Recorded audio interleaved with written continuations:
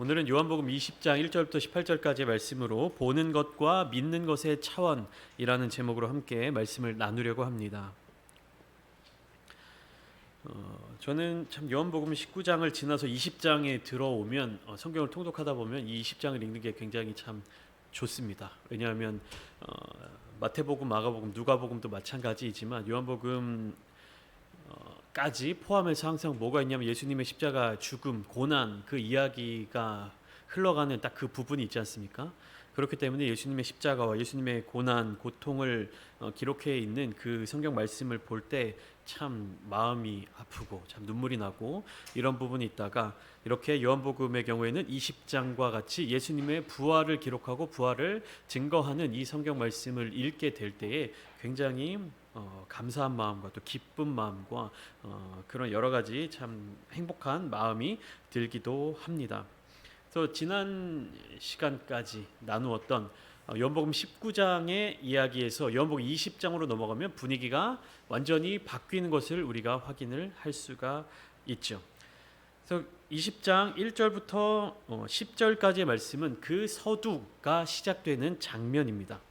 우리는 지난 시간 예수님의 제자들, 그러니까 사도가 아닌 그 예수님의 제자들이 예수님의 최후를 보고 그 예수님의 최후를 맞이하여서 예수님의 시신을 가져다가 장례를 위한 여러 가지 절차들을 급히 진행해 가는 모습을 보았죠. 그들에게 있어서 이제 예수님과의 추억, 예수님과의 기억은 그리고 모든 관계는 다 끝이 난 것처럼 보였습니다. 더 이상 이 세상에서 예수님을 만날 수 없고 예수님에 대한 기억들을 이어갈 수 없다는 것처럼 보였습니다.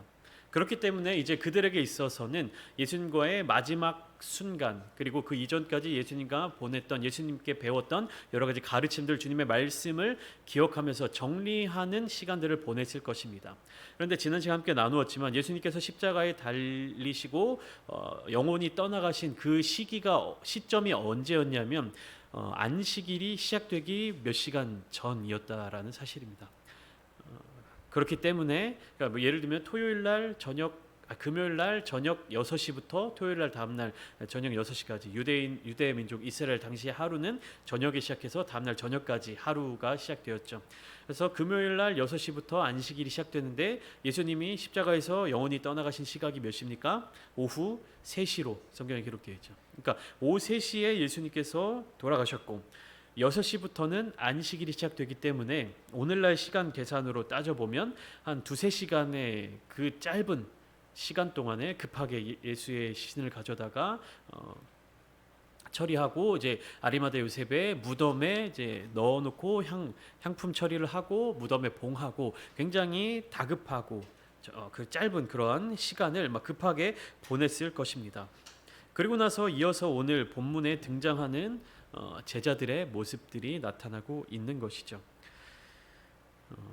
1절 말씀에 이제 막달라 마리아라고 하는 여인이 무덤에 왔다라고 하는 이 이야기가 나와 있는데 역시 왜 왔겠습니까? 안식일이 시작되기 직전에 예수님의 장례를 제대로 치르지 못했기 때문에 그 이후에 향품이나 다른 여러 가지 장례 용품들을 들고 무덤을 찾아왔을 것입니다. 그런데 그들이 본 그러니까 막달라 마리아뿐만 아니라 예수님의 십자가 죽음 이후에 무덤을 찾아온 사람들 모든 사람들의 생각 그들이 이 무덤을 와서 내가 무엇을 보겠구나라고 하는 그 생각과 그들이 실제로 예수님의 시신을 두었던 그 무덤에 도착해서 발견했던 것에는 차이가 있었습니다. 달랐어요. 그들이 예상하고 찾아왔던 것과 그들이 실제 눈으로 보게 된 것은 너무나도 다른 모습들이었습니다. 그래서 무엇을 봤는지, 그래서 그들이 본 것이 그들의 삶에 있어서 어떤 영향을 미쳤는지에 대해서 오늘 함께 나누어 볼 것인데요. 오늘 본문에 등장하는 여러 등장 인물들은 상당히 많은 것들을 보게 됩니다. 근데 그들이 보는 것들, 그들이 발견한 것들, 그들이 목격한 것들이 갑작스럽게 그 사람들의 믿음을 강화시켜 주거나 성장시켜 주는 것은 아닙니다. 무엇을 보느냐, 어떤 것을 보느냐에 따라 그들로 하여금 깨달음을 얻게 하고 또 깨달음을 줄 수 있기는 하지만 기본적으로 그들에게 주님의 말씀이 주어져야만 믿음의 결과까지 이어질 수 있다는 것이죠. 제가 좀 전에 말씀드렸듯이 이 사람들이 무엇을 기대하고 무덤에 왔는데 실제적으로 본 것이 무엇인지, 그리고 이들이 무덤에서, 예수님의 무덤에서 본 것으로 말미암아 그 사건을 통해서 이들의 삶에 어떤 변화가 있는지를 생각하고 오늘 본문을 읽어 나가실 때 우리 가운데에서, 우리 신앙생활 가운데 믿음의 차원으로 들어갈 수 있다는 사실이죠. 이후에 본문에 포함되어 있는 내용이지만 막달라 마리아는 예수님을 보았습니다. 근데 어떠죠? 예수님을 알지는 못했어요. 예수님을 분명히 만나 보았는데 예수님이신 줄을 알아보지 못했다는 것입니다. 그리고 예수님께서 신앙의 눈으로 그녀에게 내가 누구다 이렇게 알려주시기 전까지, 그러니까 예수님께서 마리아야라고 이름을 불러주시기 전까지 마리아는 자기가 대화하고 있는 사람이 예수님이신 줄을 알아보지 못하고 있었던 것이죠. 왜 알아보지 못했을까? 정말로 예수님 얼굴을 알아보지 못했을까? 라고 하는 의문이 들고 질문이 들 수 있습니다. 근데 이에 대해서 이따가 또 구체적으로 나누겠지만 육체적인 시선, 육체적인 시각으로 바라봐서는 안 되는 거예요. 예수님께서는 십자가의 죽음을 통해서 육신의 죽음을 이루시고 다시 부활하신 후에 마리아와 다른 제자들을 찾아가신 것이죠.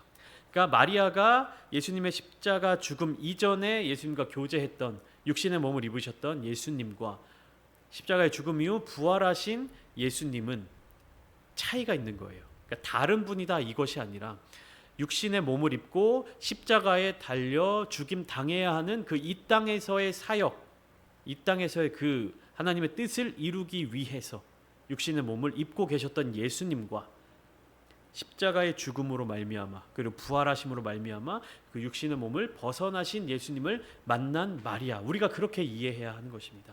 단순히 이 요한복음 20장을 쭉 보면서 그다음에 또 엠마오에 가는 두 제자 이야기를 보면서 아니 왜 그동안 수년 동안 예수님과 함께 먹고 마시고 예수님과 함께 교제 나누고 이렇게 살아왔던 사람들이 왜 예수님을 알아보지 못했을까? 왜 예수님의 목소리를 알아듣지 못했을까? 이렇게 생각하면 성경이 이해가 잘 되지 않는 것입니다. 그러나 이 성경 속에 등장하고 있는 요한복음 20장에 등장하고 있는 예수님은 육신의 몸을 벗어나신, 그러니까 육신의 몸은 언제까지? 십자가의 죽음을 죽으시고 하나님의 뜻을 이루시는 그 사명까지. 그래서 뭐 이 부분에 대해서는 그냥 듣고 넘어가셔도 됩니다. 잊어버리셔도 되는데 마리아나 기타 부활 후에 예수님께서 제자들을 만나셨을 때는 그 육체, 흙으로 만들어진 인간의 육체, 육신을 입고 만나신 것이 아니라 신학적으로는 이제 부활체라고 하는 그런 상태로 만나셨다라는 그런 부분들이 있기 때문에 우리가 육신의 눈으로 볼 수 있는, 겉으로 드러나 보일 때는 육신의 눈으로 동일하게 보이지만 그 안에 담겨져 있는 영적인 것들을 볼 수 있는 눈, 깨달을 수 있는 지혜가 있어야 한다라는 사실이죠. 1절 말씀을 보면 안식 후 첫날 일찍이 아직 어두울 때에 막달라 마리아가 무덤에 왔다라고 이야기가 시작되고 있습니다. 안식 후 첫날 일찍이라고 하는 것은 언제냐면 안식일이 언제부터 언제까지라고 했죠? 유대인들의 하루, 안식일이 언제 시작합니까? 금요일 날 저녁에. 그리고 그 다음에 안식일이 끝나는 때는 언제입니까? 자, 오늘날 우리는 하루 시작이 00시부터 24시까지잖아요. 0시부터 24시까지, 12시부터 12시까지. 근데 유대인들은 하루의 시작이 저녁 6시부터 그 다음날 저녁 6시까지입니다. 그러면 안식일이 언제부터 언제까지예요? 요일로 따지면 금요일날 저녁 6시부터 토요일날 저녁 6시까지죠. 이해되시죠? 그러면 여기 요한복음 20장 1절에 안식 후 첫날 일찍이면 요일로 따지면 무슨 요일일까요? 요일로 따지면 주일이죠. 주일.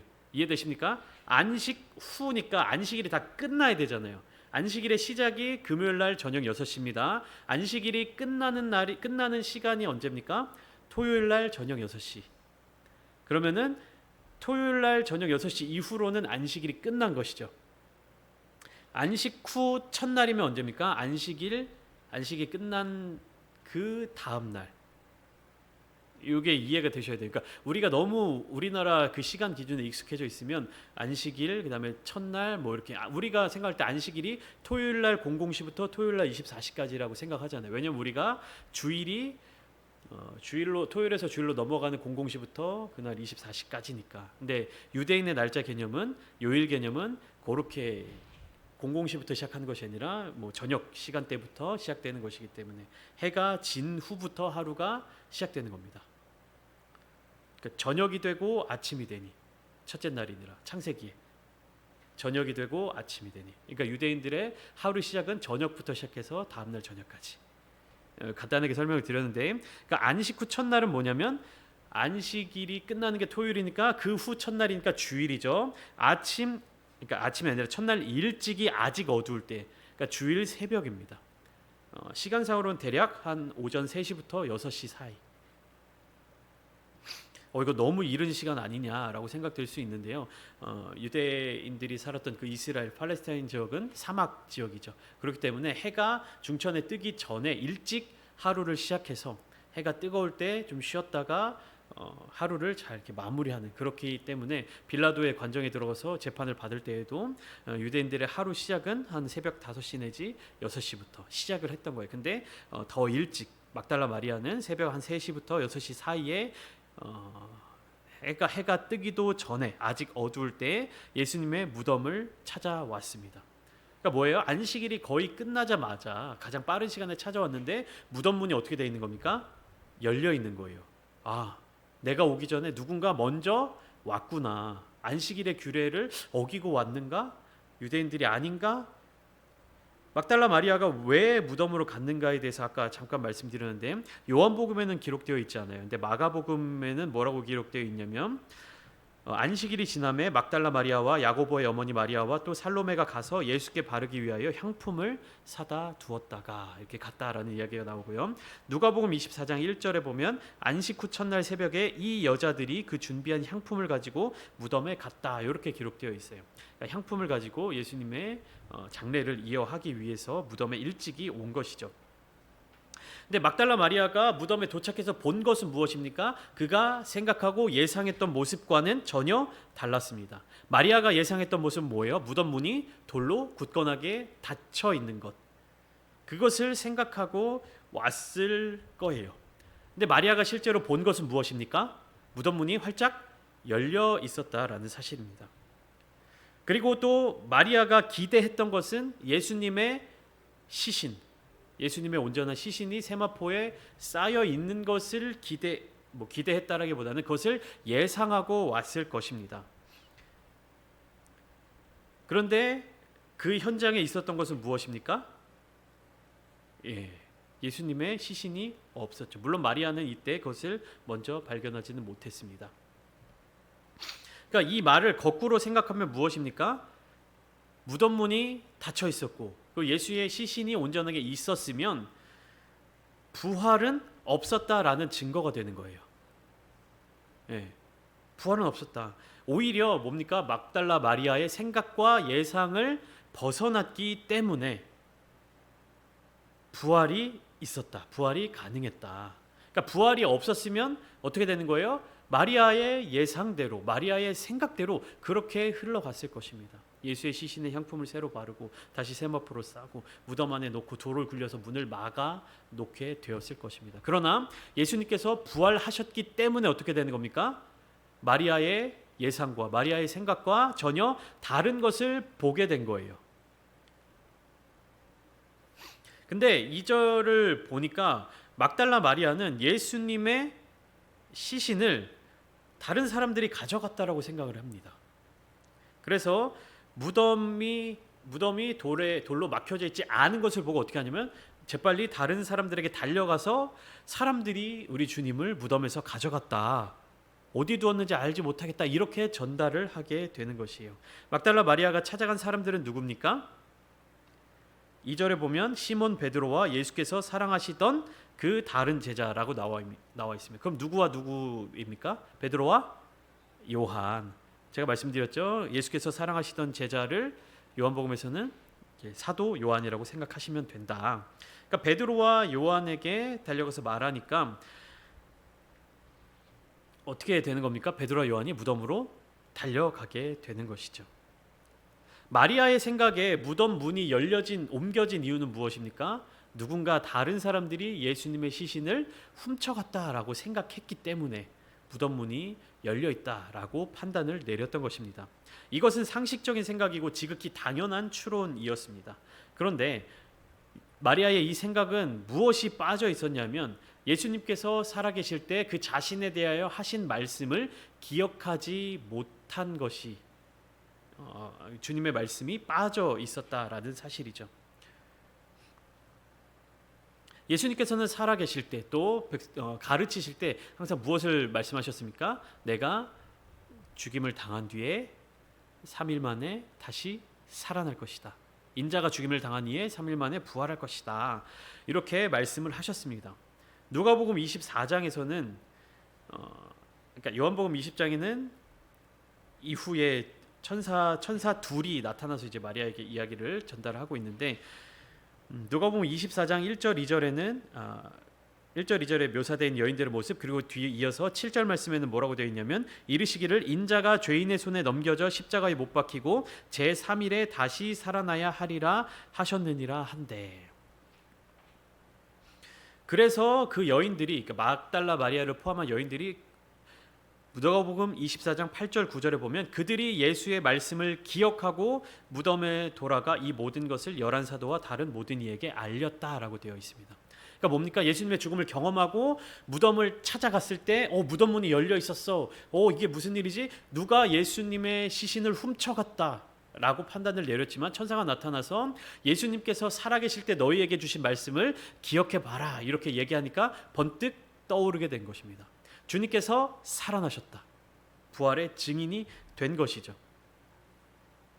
그러니까 보는 것, 그들이 보는 것, 그들이 생각한 것, 그리고 실제 일어난 사건, 이것들이 어떻게 되는 겁니까? 서로 연결되어 있지 않다라는 거예요. 나의 생각, 나의 판단, 혹은 나의 계획, 세상적으로 당연하게 생각되어져 있는 그런 흐름들이 부활 신앙, 믿음의 눈, 예수 그리스도의 그 사역의 스토리에는 맞아 떨어지지 않는다는 것입니다. 그러니까 육신의 눈으로 보는 것, 감정, 우리의 인간의 생각으로 생각하는 것과 하나님의 스토리, 하나님의 사역, 하나님의 역사하시는 그 이야기는 서로 일치되지가 않는다는 말씀입니다. 근데 우리가 눈으로 볼 수 있는 것은 뭐예요? 육신의 모습들, 세상적으로 나타나 있는 그런 모습들이라는 것입니다. 막달라 마리아의 이 말을 들은 베드로와 요한은 어떻게 합니까? 예수님의 무덤으로 뛰어가는데 재미있는 이야기가 나와요. 3절 베드로와 그 다른 제자가 나가서 무덤으로 갈새 4절 둘이 같이 다름질하더니 그 다른 제자가 베드로보다 더 빨리 달려가서 먼저 무덤에 도착했다. 그러니까 베드로와 요한이 같이 예수님의 무덤을 향해 뛰어가기 시작했는데 요한이 먼저 도착했다는 거예요. 여기에 대해서 이제 여러 가지 주석학자들은 다양한 해석을 내놓고 있는데 첫 번째는 뭐냐, 요한이 더 어렸기 때문에 더 잘 달렸다. 이런 해석도 있습니다. 그리고 또 다른 해석은 뭐냐면 요한이 예수님을 더 많이 사랑하는 마음을 가지고 더 열심히 뛰어서 먼저 도착했다. 이런 해석도 있습니다. 그런데 여기에서 중요한 사실은 무엇이냐면 누가 먼저 도착하고 누가 더 달리기가 빨랐고 누가 먼저 무덤에 들어가고 이러한 부분들이 아니라 무엇을 보았고 무엇을 믿었느냐 하는 것이에요. 요한이 더 빨리 달려가서 무덤에 도착했지만 요한은 구부려서 안에 세마포가 놓여져 있는 것만 보고 베드로가 올 때까지 기다렸습니다. 무덤 안으로 들어가지 않았습니다. 그리고 시몬 베드로는 뒤따라와서 먼저 무덤에 들어가서 세마포가 놓여 있는 것을 보고 또 머리를 쌌던 수건이 다른 곳에 놓여 있는 것을 발견했습니다. 베드로와 요한도 어떻습니까? 그들이 상식적으로 생각하든 그리고 그들이 볼 것을 예상한 것과 다른 모습을 보게 되었죠. 비어있는 무덤을 보게 된 것입니다. 8절 말씀, 그때야 무덤에 먼저 갔던 그 다른 제자도 들어가 보고 믿더라 이렇게 되어 있습니다. 무엇을 믿었을까요? 예수님이 부활하셨다는 그 사실을 믿게 되었다라는 것입니다. 이 비어있는 무덤을 보기 전까지 제자들의 생각은 어떻습니까? 예수님은 십자가에서 죽었고 우리의 모든 것들은 다 끝나버렸다. 이제 더 이상 희망이 없고 가망이 없고 소망이 없다. 이런 상황이었을 것입니다. 그런데 그들이 달려가서 비어있는 무덤을 보고 어떻게 된 겁니까? 믿었다. 믿음이 생긴 것입니다. 부활에 대한 믿음이 생겼던 것이었습니다. 그들은 예수님의 부활에 대한 성경 말씀을 아직 알지 못했어요. 9절 말씀을 보면 성경에 그가 죽은 자 가운데서 다시 살아나야 하리라 하신 말씀을 아직 알지 못하였더라. 그러니까 아는 것이 믿음의 조건이 아니라는 사실이 여기에 드러나고 있는 겁니다. 부활이 어떻게 일어날 것이고 부활이 무엇이고 구약 성경에 예수님의 부활에 대해서 설명하고 있고 예언하고 있는 것들에 대해서 제자들은 알지 못하고 있었습니다. 그런데 어떻게 됐어요? 비어있는 무덤을 보고 그 이전에 예수님께서 그들에게 하신 말씀이 떠올라서 믿게 된 것입니다. 그 10절 말씀, 이에 두 제자가 자기들의 집으로 돌아가니라. 그러니까 두 제자가 자기들의 집으로 돌아갔다는 이 이야기는 고향, 그러니까 갈릴리의 고향으로 돌아간 것이 아니라 예루살렘에서 거하고 있었던 그 공간으로 돌아갔다는 사실입니다. 그러니까 믿고 나니까 어떻게 행동하는 거예요? 믿지 못했으면 예수님의 시신이 어디 갔지? 무덤 주변을 배회하고 막 시신을 찾으러 다니려고 하고 이 문제를 어떻게 해결할까? 막 허둥지둥하고 헤매고 다녔을 텐데 믿게 되고 그 사실을 믿더라. 그러니까 믿으니까 어떻게 하는 겁니까? 더 이상 헤매지 않고 집으로 돌아가게 되는 것입니다. 이 요한복음 20장 1절부터 10절까지의 말씀은 다양한 해석들이 있고 다양한 믿음의 적용들이 있는데 이들이 무엇을 보았느냐, 그리고 믿음을 어떻게 가졌느냐, 그리고 믿음을 가지고 난 이후에 이들의 모습이 어떻게 바뀌었느냐, 이런 모습들이 우리가 성경을 읽으면서 묵상해야 하는 부분입니다. 우리가 믿음, 신앙생활이라고 이야기를 할 때 뭔가 알아야 되고 뭔가 지식이 있어야 되고 뭔가 눈에 보이는 증거들이 있어야 되고 다양한 영적인 그러한 것들을 묘사하는 뭔가를 내가 경험을 하고 발견을 해야 믿음이 성장할 것 같다라는 마음이 있지만 실제적으로 우리의 믿음이 성장하고 우리의 믿음이 성숙해지는 것은 보는 것과는 상관이 없습니다. 아는 것과도 상관이 없어요. 그러니까 믿음은 그야말로 정말 믿어야 하는 영역에 있는 겁니다. 아는 것으로 혹은 보는 것으로 믿음을 성장시킬 수는 없다라는 사실입니다. 11절부터 19절까지의 18절이죠. 11절부터 18절까지의 말씀은 이제 막달라 마리아가 예수님을 만나는 이야기가 이어지고 있는 것이죠. 마리아는 울고 있었습니다. 왜 울고 있었냐 하면 예수님의 시신이 도둑맞고 훼손되었을까 하는 마음에 울고 있었어요. 그러니까 베드로와 요한이 먼저 막 뛰어갔으니까 먼저 도착했겠죠. 뒤이어서 마리아가 무덤으로 따라와서 여전히 무덤 문이 열려 있는 것을 보고 예수님의 시신이 도둑맞았을 것 같다라는 생각에 울고 있었습니다. 마리아가 울면서 구부려 무덤 안을 보았을 때 요한이 본 장면과는 다른 장면이 있었어요. 요한복음 20장 5절에 요한도 먼저 도착해서 구부려 무덤 안을 들여다 보았는데 거기에 무엇이 있었습니까? 세마포가 있었죠. 근데 마리아도 무덤에 도착해서 무덤 안을 구부려 보았는데 그 안에 무엇이 있었습니까? 누가 있었습니까? 흰 옷을 입은 두 천사가 있었어요. 그러니까 요한이 본 것과 다른 장면이 있었습니다.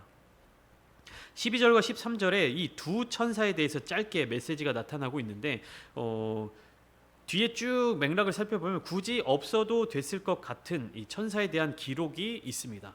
요한복음뿐만 아니라 다른 복음서들에도 천사들의 등장이 나타나고 있어요. 근데 쭉 맥락을 살펴보면 이 천사의 메시지가 없더라도 이 이야기가 전혀 지장이 없을 것 같은데 왜 천사가 이렇게 나타나는가? 왜 천사가 마리아에게 이렇게 이야기해주는 모습이 나타나는가 하면 천사는 하나님 나라의 영원한 생명을 상징하는 존재입니다. 하나님 나라를 상징하는 존재예요. 그러니까 흰 옷 입은 두 천사는 무엇을 의미하냐면 천국의 능력을 의미하는 겁니다. 천국의 능력은 결국 무엇입니까? 영원한 생명을 이야기하는 것이죠. 여기에서도 마찬가지가 아니라 여기에서도 아까 말씀드렸던 것처럼 예수님을 보았는데 예수이신 줄은 알지 못하였다라고 14절에 기록되어 있습니다. 그리고 예수님이 마리아에게 말씀하시죠. 여자여 어찌하여 울며 누구를 찾느냐.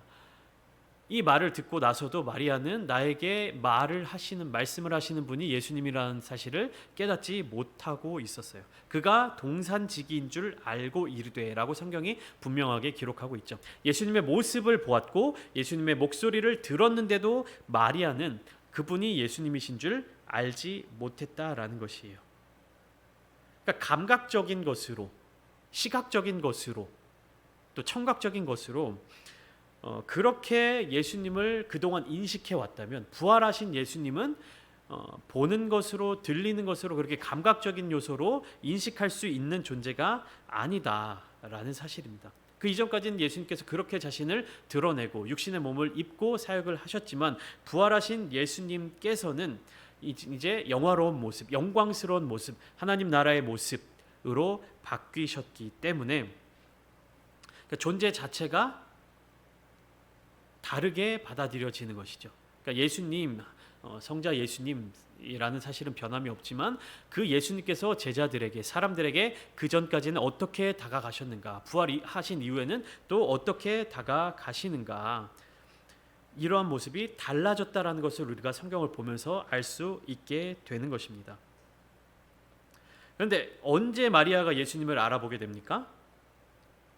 16절에 예수께서 마리아야 불러주시니까 마리아가 예수님을 알아보게 되었습니다. 이게 뭐냐면 예수님과의 관계성이 다시 회복될 때, 예수님께서 마리아의 이름을 불러주셨을 때, 우리나라의 김춘수 시인의 꽃이라는 그런 시가 있지 않습니까? 그가 나에게 이름을 불러주었을 때 내가 그에게 다가가 꽃이 되었다. 이런 것과 비슷하게 예수님께서 마리아의 이름을 불러주실 때 마리아가 이분이 예수님이시다라는 사실을 깨닫게 되었던 것입니다. 예수님의 부르심에 대해 이렇게 예수님을 다시 만난 마리아가 가장 먼저 예수님을 만났죠. 예수님께서 부활하신 이후에 가장 먼저 만나주신 분은 12 사도도 아니고 제자들도 아니고 이 여인이었던 막달라 마리아였습니다. 예수님을 가장 먼저 만난 마리아의 행동은 이후에 어떻게 이어집니까? 18절 말씀을 보면 막달라 마리아가 가서 제자들에게 내가 주를 보았다 하고 또 주께서 자기에게 이렇게 말씀하셨다 이르니라. 뭐예요? 부활하신 주님을 만난 사실을 증거하는 것, 그리고 예수님의 증인이 된 일입니다. 내가 주를 보았다. 무슨 말입니까? 주님께서 부활하신 것을 내가 보았다. 그리고 예수님께서 나에게 이렇게 말씀하셨다. 예수님을 보았다라는 사실을 증거하였고 예수님의 말씀을 전달하는, 증언하는 삶을 살았던 것입니다. 무엇입니까? 결국에는 증인이 된 삶을 산 거예요. 예수님의 부활하신 예수님을 만난 막달라 마리아는 이후에 예수님을 증거하는 증인이 되었습니다.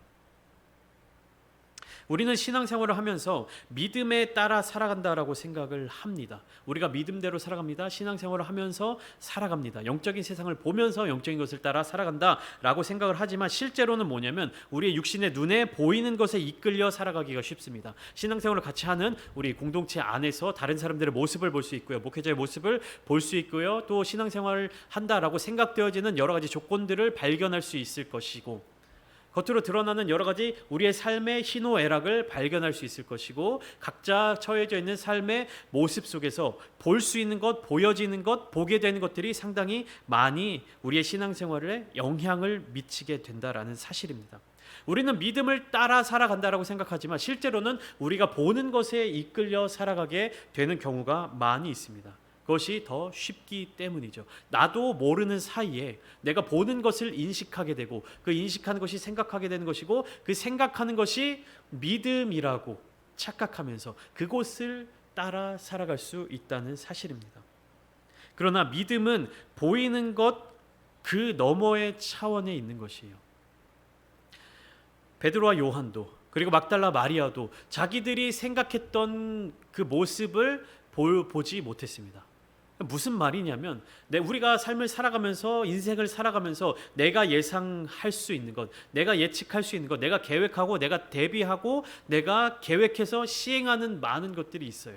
근데 그런 것들이 내 마음대로 되지 않을 때, 내 예상과 전혀 다른 모습으로 흘러갈 때, 그것이 세상적인 일뿐만 아니라 우리의 신앙생활과 교회 내에서의 생활과 우리의 믿음 생활과 나의 기도 생활과 여러 가지 모습들 중에서도 내가 생각하는 대로, 내가 예상한 대로, 내가 계획한 대로, 예측한 대로 되지 않는 경우가 많이 있습니다. 예를 들면 나는 이렇게 열심히 기도했고, 기도하면 하나님께서 내 기도를 들어주실 것이고, 하나님께서 내 기도를 들어주시기 때문에 내 인생은 이렇게 바뀌게 될 것이다 라는 예상을 하고 그렇게 기대를 하게 될 때가 있습니다. 그러나 실제적으로 그렇게 모든 것들이 우리의 생각대로, 우리의 예상대로, 기대대로 움직여지지는 않는 것이죠. 그럴 때 여러분들은 어떤 마음을 갖게 되십니까? 낙심하고 낙담하고 좌절하고 왜 내 계획대로 되지 않을까? 왜 내 예상대로 되지 않을까? 그런 생각들 갖게 되지 않으시겠습니까? 그러나 제자들이 그러하였던 것처럼, 막달라 마리아가 그러하였던 것처럼 내가 보는 것, 내가 볼 수 있는 것, 이 제자들과 막달라 마리아가 무덤 문이 열려져 있는 것을 보고 어떤 마음이 들었겠습니까? 예수님의 시신을 도둑 맞았다. 우리의 인생에 있어서도, 우리의 신앙생활에 있어서도 우리의 예상과 다른 모습들, 다른 경험들이 나타날 때 우리는 좌절할 수 있습니다. 그러나 실제는 어떻습니까? 무덤 문이 열려 있었던 것은 예수님의 시신이 도둑 맞았기 때문입니까? 아니죠. 예수님께서 부활하셨기 때문입니다. 그리고 그 부활의 사건이 제자들과 막달라 마리아로 하여금 예수님을 영적으로 다시금 만나게 되었을 때, 예수님과의 관계가 회복되었을 때, 그들이 이전에 예수님께서 하셨던 그 말씀들을 기억하게 되었을 때 믿음의 영역으로 변화되었던 것이죠. 우리가 신앙생활을 하면서 많은 것들을 배우고 성경을 읽습니다. 그러나 우리가 성경을 읽고 성경을 배우고 말씀을 듣고 예배를 드리는 그 이유는 어디에 있어야 되는 것입니까? 예수님을 더 알아가기 위해, 우리의 지식과 우리의 이해와 우리의 경험을 쌓기 위해서가 아니라 예수님께 더 가까이 나아가기 위해서, 예수님과의 관계를 계속해서 붙잡기 위해서, 우리가 세상 것에, 보여지는 것에 휘둘리지 않고 온전히 주님께서 우리에게 주시는 천국의 복음, 천국의 소망, 그 영광을 놓치지 않게 하기 위해서 우리는 보이는 것 그 이상의 믿음의 영역, 그 차원으로 성숙한, 그리고 성장한 모습으로 나아가야 할 것입니다. 오늘 함께 기도하실 때 하나님, 우리가 눈에 보이는 것, 경험하는 것, 우리가 체험하게 되는 것, 삶을 살아가면서 부딪히게 되는 것들에 휩싸이고 휘둘리지 않게 하여 주시고, 하나님, 그 보이는 것 넘어 보이지 않는 영역에 있는 믿음의 영역을 우리가 깨달아 알게 하여 주시고, 주님과의 관계를 다시금 회복하게 하여 주시고, 주님으로 말미암아 우리의 삶을 주목하고 우리의 삶을 순종하는 마음으로 이끌어갈 수 있도록 하나님, 이 시간 기도의 자리 가운데 역사하여 주시옵소서. 그런 마음 가지고 기도하실 때 주님께서 여러분들의 삶의 자리 가운데 함께 사랑으로 품어주시고 이끌어 주실 줄 믿습니다. 그런 믿음을 가지고 기도하는 오늘 이 시간 되기를 주님의 이름으로 축복합니다.